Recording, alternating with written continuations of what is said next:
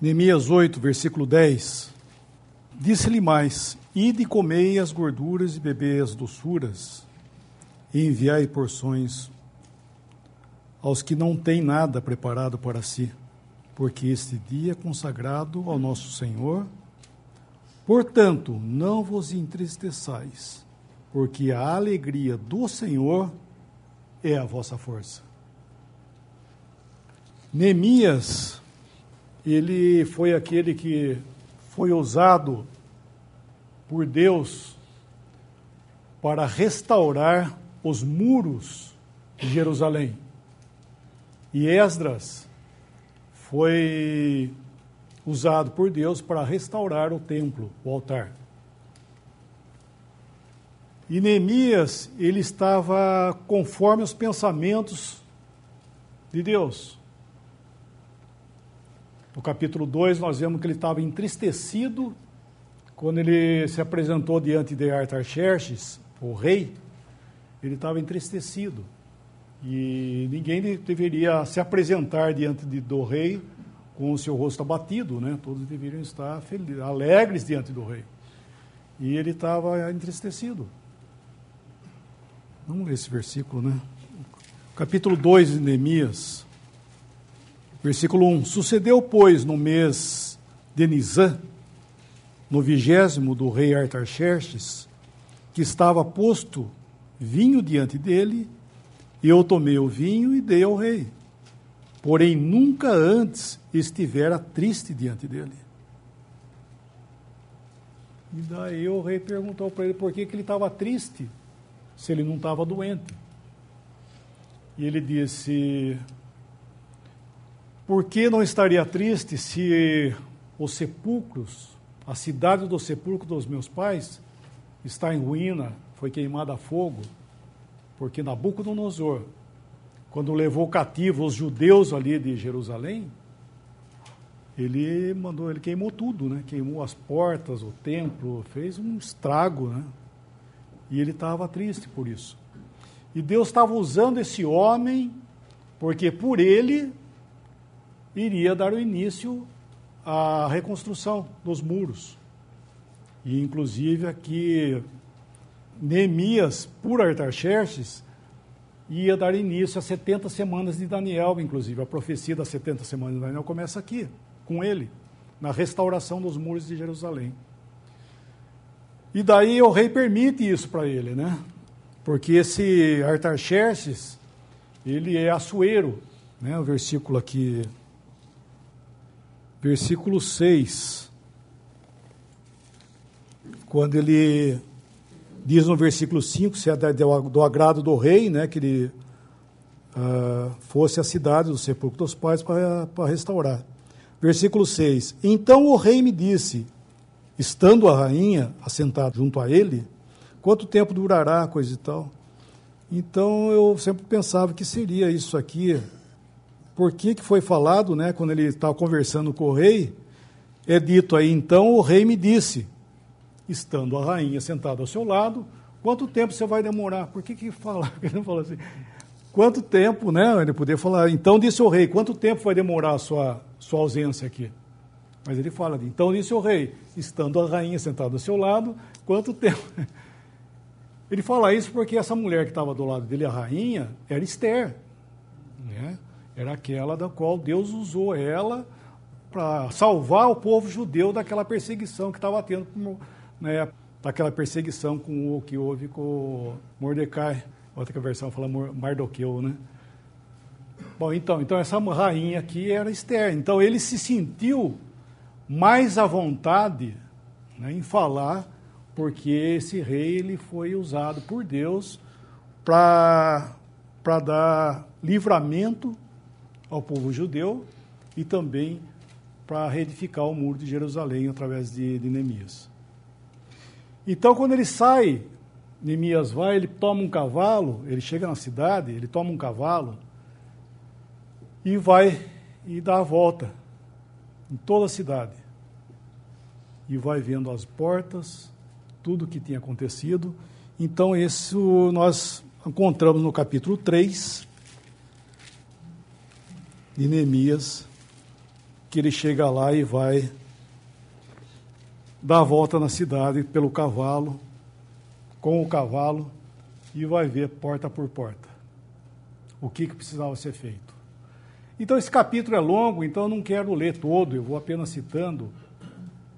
As portas, são citadas 10 portas nesse capítulo.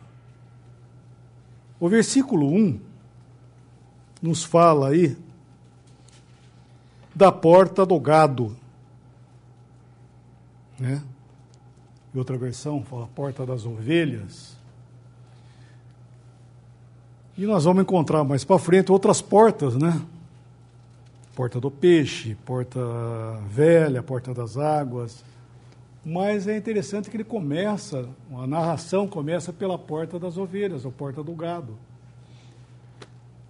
E eu acho interessante porque a porta das ovelhas nos fala de salvação. A primeira porta que nós devemos considerar é essa porta, a porta das ovelhas. Porque se nós não entramos por essa porta, as demais portas que seguirão não farão sentido para nós. E se fizer, vai ser religiosamente. Então, primeira coisa, para alguém que vai... Primeira coisa que vai acontecer, aquele que vai, vamos dizer, rodear as portas, passar pelas portas, primeiramente ele tem que ser salvo. Ele tem que passar primeiramente por essa porta, que é a porta das ovelhas. Segunda porta, versículo 3. Porta do peixe. Versículo 3, segunda porta, porta do peixe. Essa porta, para nós, nos fala, porque aqui o peixe, eu estou fazendo aplicações, tá, irmão? Por favor. O peixe, na lei, ele também existia na classificação deles, os peixes limpos e os impuros, dos quais os filhos de Israel, uns eles podiam comer e outros não. E os peixes dos quais eles podiam comer, eu estou adiantando para não ficar lendo tudo, né? Em Levítico nos diz isso. O peixe que eles podiam comer teria que ter escamas e barbatana. Ou seja, o peixe de couro eles não podiam comer, e o peixe que não tivesse barbatanas, ele não podia comer. E por quê? Que seria isso para nós hoje, que nós estamos falando de coisas espirituais e não físicas, né, materiais. O peixe de couro, né, ele é um peixe que ele fica parado no seu lugar. O seu habitat, ele fica ali. Inclusive, os peixes de couro, eles são meio porcos, inclusive, né, no seu caráter. Né? Não estou dizendo que nós não devemos comer peixe, mas ele é considerado imundos por causa disso aí. Agora, o peixe que tem escamas e barbatanas são os peixes que eles nadam contra a correnteza. São essa classe de peixes, inclusive, que faz a piracema, né? Que eles sobem em cachoeiras, inclusive, para desovar, fazer a sua reprodução, e eles fazem esse tipo de... Eles nadam contra a correnteza de uma forma tal que eles atravessam obstáculos que, vamos chamar assim, até um ser humano ia ser complicado fazer um serviço daquele lá. Então, esse era o animal limpo. Então, isso para nós nos fala do nosso exercício nas coisas do Senhor. Nós nunca devemos ser acomodados à situação. E esses peixes, que eles ficavam acomodados, peixe de couro, eles são os peixes acomodados, né? São peixes que ficam no seu habitat e daí ele não sai. Esses peixes de barbatanas e escamas, eles têm uma couraça, que é a escama, e as barbatanas para lutar contra a correnteza. E eles vão, atravessando os obstáculos que for. E isso deve ser a vida do cristão. Ele deve correr, como nós lemos hoje aí de Filipenses. Paulo corria para o alvo que foi colocado. E ele fala, todos nós que somos perfeitos, Ou seja, que perfeição é essa? De ver o alvo e vamos à frente. Então, isso era um animal limpo, um peixe limpo. Então, aqui ele tinha essa porta também nessa cidade, que se chamava a Porta dos Peixes, ou a Porta do Peixe. Versículo 6. Porta Velha. Isso para nós, isso é uma coisa interessante para nós que vivemos hoje. Tem um versículo, Provérbios 22, 28. Não removas os limites ou os marcos antigos que fizeram teus pais. Ou seja, as coisas do Senhor, ela tem seus marcos, que os nossos pais colocaram, né? Primeiramente por Paulo, né? Que lançou os fundamentos dos quais nos são dados para edificar sobre eles. E isso são coisas velhas, coisas lá do passado, mas que são importantíssimas. É isso que ele está falando aqui, em Provérbios, que é citado em Jeremias também, em outros lugares, dos princípios de guardar os marcos, né, em Deuteronômio também. Então, nós devemos, irmãos, tomar cuidado, porque a tendência nossa é sair, invadir, passar dos limites que Deus coloca. Tem um versículo em Jó 7:12. Sou eu, porventura, o mar, ou a baleia, para que me ponhas uma guarda? Esse baleia aí é um monstro, tá? É outra versão original fala monstro marítimo. Não baleia, um monstro marítimo. Porventura sou eu o mar, ou um monstro marítimo, ou do mar, o monstro do mar, para que me ponhas guarda? A resposta qual que é? Sim. Por quê? Sou eu o mar? Ou sou eu o monstro do mar? Para que me guarde? Ponha uma guarda para mim? Sim. O que é o mar? Porventura, sou eu o mar? O que o mar faz? Vai lá. Ele está constantemente querendo invadir e tomar e vem a onda e para ali. Vai e para. Mas esse é o pensamento. Ele quer passar do limite dele. E Deus colocou um limite.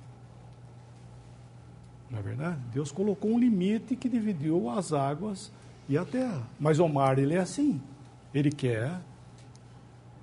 E esse monstro marinho, o que é isso aí? Isso aí que, na realidade, em nós existe essa propensão de nós queremos, como dizer, ultrapassar os limites do qual Deus coloca, os marcos. E isso quem vai fazer é um monstro que existe em nós, chamado a natureza humana, que é completamente contra Deus. Então, a resposta para essa pergunta que Jó fez seria sim, você é sim o mar e você é esse monstro marítimo.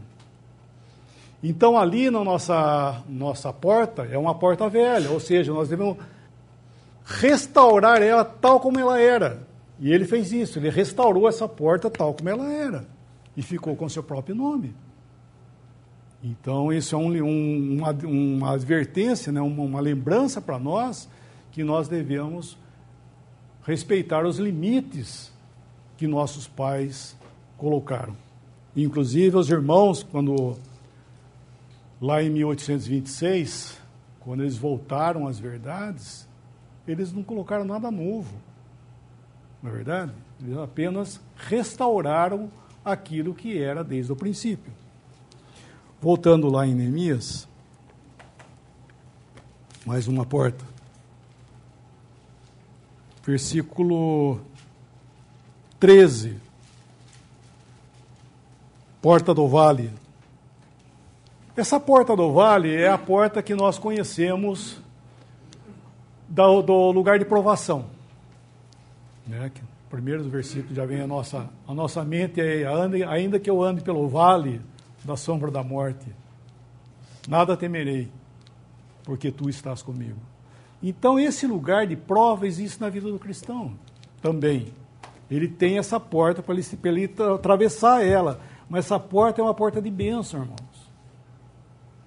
Porque, inclusive, esse salmo que nos vem à mente,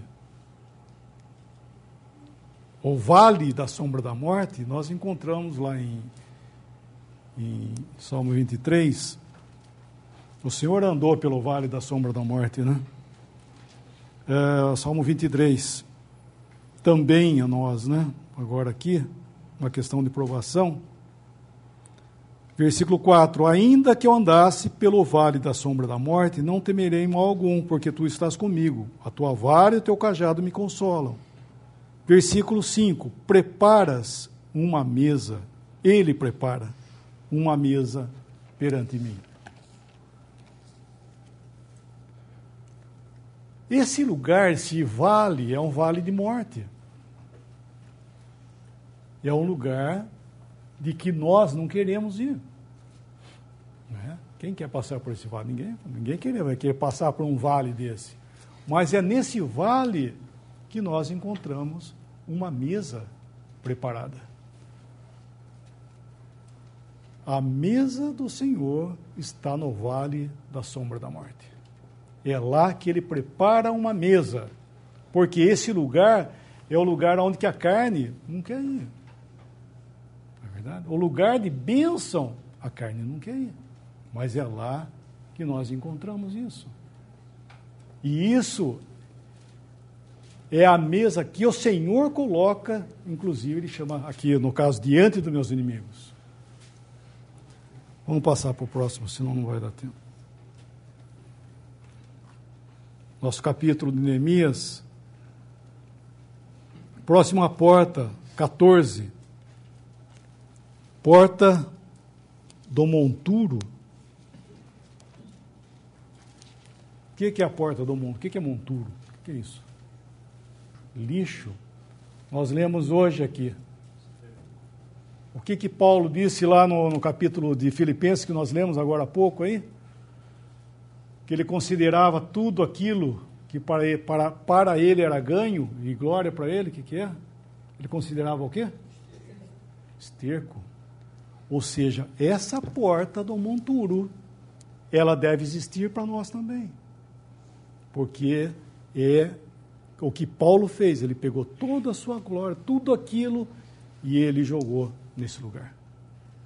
O lugar do monturo.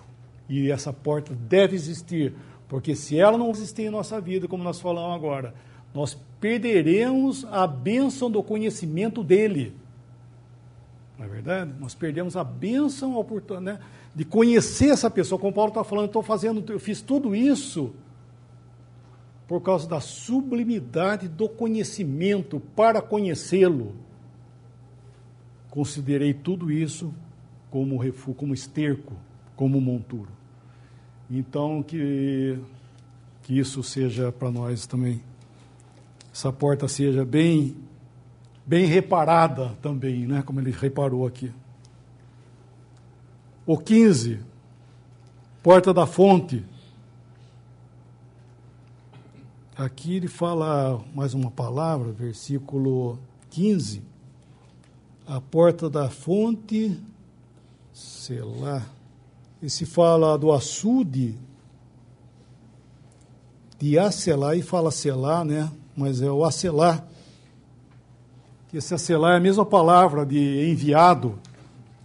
Então aqui eu creio que nós podemos aplicar ao Espírito Santo, que é a fonte, porque aqui, inclusive, nesse contexto aqui, ele fala da cidade de Davi, jardim do rei, ele fala dos heróis, né, a casa de Davi, ele fala várias coisas que para nós nos fala de lugar de refrigério, batalhas também, que era os heróis que fala aqui também, né, os varões. Essa versão fala a casa dos varões, outra versão fala a casa dos heróis, cidade de Davi, jardim. Ou seja, o Espírito Santo é a força para nós para nos levar a tudo isso aí. Ou seja, o Espírito Santo foi dado como consequência da obra de Cristo para nós. É a promessa dele de bênção para nós, que ele daria o Espírito Santo devido a ele ter sido glorificado. O Espírito Santo não poderia ser dado se Cristo não fosse glorificado. Não é verdade? Lembra desse versículo? É o capítulo 7, né, de João, ou 10. Vamos ler esse versículo, por favor. João 7, 38. Quem crê em mim, como diz a Escritura, rios de água viva correrão do seu ventre. E isso disse ele do Espírito que haviam de receber os que nele crescem, porque o Espírito Santo ainda não fora dado, por ainda Jesus não ter sido glorificado. Ou seja, depois da sua glorificação, o Espírito Santo foi dado, como Pedro narra em Atos, né? Que aquilo que eles estavam vendo, era o Espírito Santo ter sido dado em promessa do Senhor, recebido do Pai, a promessa, e deu a isso que vós vedes e ouvides, como diz ele. Ou seja, o Espírito Santo é bênção para nós, para nos guiar às vitórias, ao consolo, a tudo aquilo que pertence a Cristo para nós. O Espírito Santo pode e quer nos guiar a toda a verdade. Mais um versículo. Versículo 26. E os netineus que habitavam em Ofel, até defronte da porta das águas, para o oriente e até a torre alta. Porta das águas. É interessante que aqui só é citada a porta das águas. Não diz que ela foi restaurada. Nós não lemos, né? Estou sendo meio rápido. Mas não diz que ela teve restauração. Só cita que existia a porta das águas. E por que não diz que houve restauração, reparos e tudo mais? Porque isso nos fala da palavra de Deus. A água sempre nos fala da palavra de Deus ou da presença do Espírito Santo. Então, a palavra, ela não precisa de reparos. Ela sempre, por si só, ela é a mesma coisa. Não é verdade? Então, aqui não diz que ela foi reparada ou foi feita alguma coisa nela. Então, a palavra de Deus, irmãos, para nós, ela é suficiente tal como ela é. A ideia humana é aperfeiçoar a palavra de Deus para que o homem consiga entender. Ele não vai entender de qualquer jeito. Em Coríntios diz que o homem natural não compreende as coisas de Deus. Então não adianta você querer fazer com que ele entenda. Então vamos mudar, que nem fizeram com a linguagem de hoje, né? Fizeram a Bíblia a linguagem de hoje. Aquilo é tentar abaixar o nível da espiritualidade que existe na palavra de Deus no nível do homem, para que ele possa entender. Isso está errado. O homem tem que ser levado lá como? Pela conversão, pelo novo nascimento. Né? Pelo Espírito de Deus e por meios espirituais, nós entendemos as coisas espirituais. É isso que diz lá em 1 Coríntios capítulo 2. Coisas espirituais, por meios espirituais, nós entendemos as coisas do Espírito. Ou melhor, as coisas de Deus. Tá? Então, aqui a porta, nós devemos entender que essa porta aqui não foi reparada. E realmente a palavra de Deus, tal como ela é. Um versículo mais. Porta dos Cavalos, 28.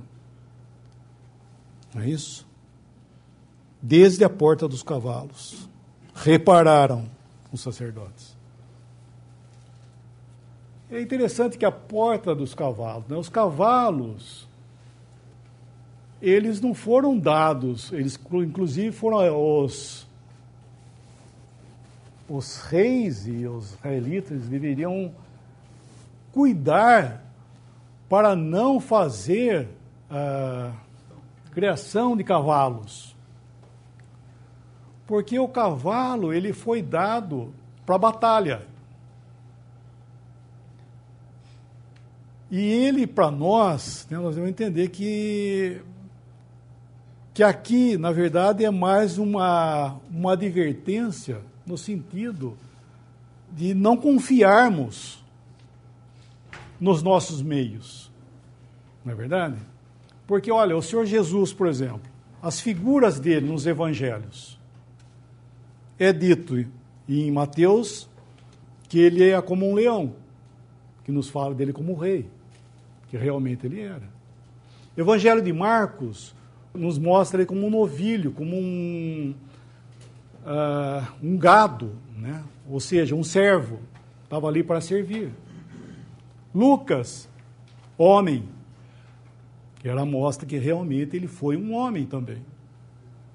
E João nos fala dele como uma águia, que nos fala dele como Deus. Então, cada evangelho tem o seu caráter. Não quero começar a citar os pormenores para mostrar isso, mas nós vemos que Mateus nos fala, apresenta ele como um rei, sua genealogia. Marcos não tem genealogia, porque um servo não tem genealogia. Lucas tem a sua genealogia partindo de Adão, mostrando que ele realmente era um homem também, não filho de Adão, mas filho de Deus. E João não tem genealogia. A genealogia dele começa antes que tudo houvesse, existia o quê? O Verbo. Ele era antes de todas as coisas, Deus. Então aquele homem que estava ali era Deus. Mas não apresenta ele como um cavalo. Apresenta ele como um gado, um novilho, porque ele está aqui para servir. Virá o dia que o Senhor voltará montado num cavalo branco, para julgar e pelejar. Ele fará justiça, justiça divina, montado num cavalo branco. Enquanto aqui, ele não fez, ele nunca montou, ele chegou a montar num jumento. Vocês lembram? Ele montou num jumento e entra em Jerusalém, porque a profecia dizia que o rei entraria em Jerusalém montado num jumento. Então, irmãos, para nós devemos entender que os cavalos, no fim, para Israel, foram dados para eles, eles tomaram para eles como confiança. Uns confiam em carros, outros em cavalos. Nós, porém, faremos menção do nome do Senhor, de Salmos. Uns confiam em carros e outros em cavalos. Nós faremos menção, ou seja, confiaremos no Senhor. Então, eles tiveram que aprender, exclusive em Oséias, versículo 3. Não nos salvará a Assíria, não iremos montados em cavalo, e às obras de nossas mãos não diremos mais, tu és o nosso Deus, porque por ti o órfão alcançará misericórdia. Ou ele está falando do arrependimento, né, deles, ele vem falando disso, do arrependimento de Israel, e ele fala isso, eles não iam buscar mais socorro em outras pessoas e não iremos montados em cavalos. Ou seja, eles não confiariam mais em cavalos. Então, essa porta para nós também, né, de porta dos cavalos, nós devemos entender que nós devemos confiar no Senhor e não nos meios e nem em nossas experiências, viu, irmão? Porque às vezes Deus usa coisas em nossas vidas para nos dar livramento e depois nós passamos a confiar mais nos meios do que no Senhor. Só que aquilo que pode ser útil para mim hoje, pode não ser amanhã. Então, eu tenho que depender, nós devemos depender do Senhor a cada dia e a cada situação. Não confiarmos na experiência, e sim no Senhor. Versículo 29. Porta oriental. O que é porta oriental? Por que Oriente? Onde o sol nasce. o sol da justiça nascerá. Aqui para Israel, né? A porta oriental era a vinda do Senhor para eles, por quê? Porque o Senhor viria do Oriente, onde o sol da justiça vai nascer para socorrê-los e brilhar, e toda a justiça vai ser estabelecida. Os magos, que não eram 3, e também não eram 3 reis magos, os magos, eles viram a estrela de onde? Qual estrela que era? Oriente. E eles, porque anunciava quem? O nascimento do Cristo. E eles foram para onde? Para Jerusalém. Então aqui, para eles, é a vinda do Messias. Para ele, como o sol de justiça, e para nós, nos fala da vinda do Senhor. Essa porta, irmãos, ela deve ser muito bem cuidada também, né? Não que as outras não sejam. Mas nós devemos ter isso em mente, irmãos, que nós devemos estar aqui, ou estamos aqui, não devemos estar, estamos aqui nesse mundo, esperando o Senhor. Nós temos uma promessa, sabe, que o Senhor virá. Hoje, quando nós partimos o pão, nós devemos entender que 1 Coríntios, capítulo 11, tem o versículo 23, 24, 25 e tem o 26 também. Não é isso? Quem quer ler o versículo 26? Porque a 1 Coríntios 11, do 23, ele fala que ele recebeu do Senhor. 1 Coríntios 11, versículo 23, porque eu recebi do Senhor o que também vos ensinei, que o Senhor Jesus, na noite que foi traído, tomou o pão e, tendo dado graças, o partiu e disse: tomai e comei, isto é meu corpo, que é partido por vós, ou é dado por vós. Fazei isto em memória de mim. Semelhantemente também, depois de cear, tomou o cálice, dizendo: este cálice é o Novo Testamento do meu sangue. Fazei isso todas as vezes que beberdes, em memória de mim. 26, que eu estou chamando a atenção. Porque todas as vezes comerdes este pão e beberdes este cálice, anunciais a morte do Senhor, até que ele venha. Ou seja, cada vez que nós partimos o pão, celebramos esse memorial, que foi o preço que ele pagou para que pudéssemos ter essa bênção, nós fazemos isso ciente que talvez hoje tenha sido a última vez. Por quê? Porque ele vem. Fazer isso memória até que ele venha. Então essa é a bênção, né, que cada cristão pode desfrutar dessa promessa que ele fez, que ele vem. Então nós esperamos a vinda do Senhor. E isso é a única coisa que nós esperamos, na verdade. A única coisa certa para nós é que o Senhor vem. E nós sabemos que estaremos com Ele. Isso é a 1 Tessalonicenses capítulo 4. É a esperança do cristão. Porque a nossa cidade está no céu, de onde aguardamos o Senhor, que transformará o nosso corpo de humilhação para ser conforme o corpo da sua glória. Isso é Filipenses que nós lemos hoje. Então essa é a porta que nós devemos lembrar sempre, porque eu estou dizendo isso porque nós falamos às vezes de mundanismo, mas nós esquecemos também que nós podemos não ser um cristão mundano, mas podemos ser o quê? Um cristão terreno.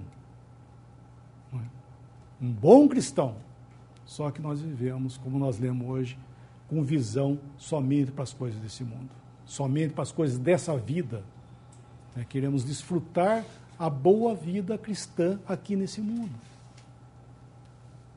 Nós devemos entender que nossa pátria está no céu e que nós somos cidadãos celestiais.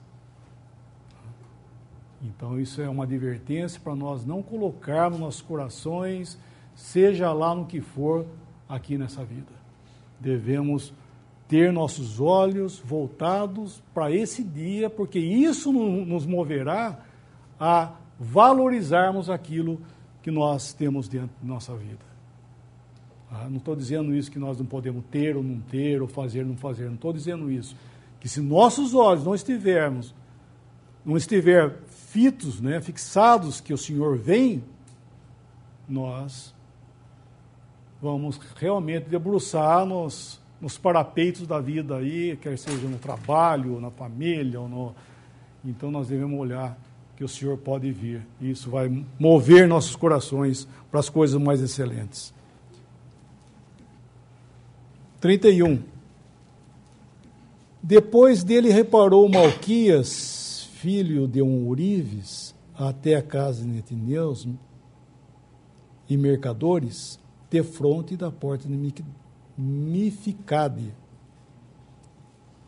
E entre a câmara e o canto da porta do gado. Eu estava pensando que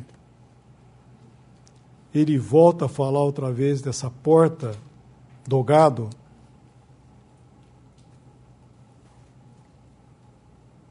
Por que ele vem falar outra vez dessa porta? Ele podia terminar nessas portas aqui e ficar por isso mesmo. Mas ele volta a falar outra vez. Ou seja, ele dá a volta e termina e vai falar da porta do gado outra vez. Ou seja, tudo isso que nós temos, nós vamos ter para sempre, porque todas as demais são exercícios que passam por nossa vida. E essa porta agora que ele volta e bate na mesma porta, bate, pode dizer, né? Cai na mesma porta outra vez, que é a porta do gado, que é a porta das ovelhas. Esse assunto do qual nós começamos, né? Que entramos por essa porta, é a porta de salvação, esse assunto será eterno. Sempre nós lembraremos dessa porta. Esse assunto da nossa salvação. Foi um assunto na glória no passado, foi um assunto do Senhor aqui nesse mundo, não vai dar tempo de a gente ler, já deu o nosso horário, mas foi assunto do Senhor aqui. Moisés e Elias, no Monte da Transfiguração, falando com ele, falavam da morte dele que ia acontecer em Jerusalém. E o assunto eterno vai ser também a sua morte. O irmão hoje, em oração, e falou isso, que todos na glória estaremos perfeitos. Estaremos perfeitos. Todas as nossas imperfeições sumirão. Eu não sei como é que eu vou estar lá aqui, mas eu sei que eu vou estar perfeito, como vocês também. Se você tem alguma marca, algum defeito, alguma marca, cicatriz, ou seja lá o que for, não vai existir mais. Nosso corpo será semelhante a ele. É o que Paulo fala, transformará o nosso corpo para ser semelhante ao corpo da sua glória. E João fala também que nós seremos transformados diante dele, ou seja, moralmente nós estaremos ao nível dele também, que é necessário isso. Mas eu estou dizendo que nós todos estaremos perfeitamente, assim, fisicamente perfeitos, mas ele estará para sempre, está já com as marcas da morte. Nós olharemos para ele, como diz em Apocalipse capítulo 5, como um cordeiro, como aquele que havia acabado de morrer. Esse assunto da morte dele vai ser fresco para nós eternamente. Como havendo sido morto, fala. Ou seja, como tivesse acabado de acontecer. Então esse assunto é o assunto eterno. Então que esse seja também, hoje para nós, já esse assunto da morte do Senhor por nós. O nosso horário já deu, podemos dar graça?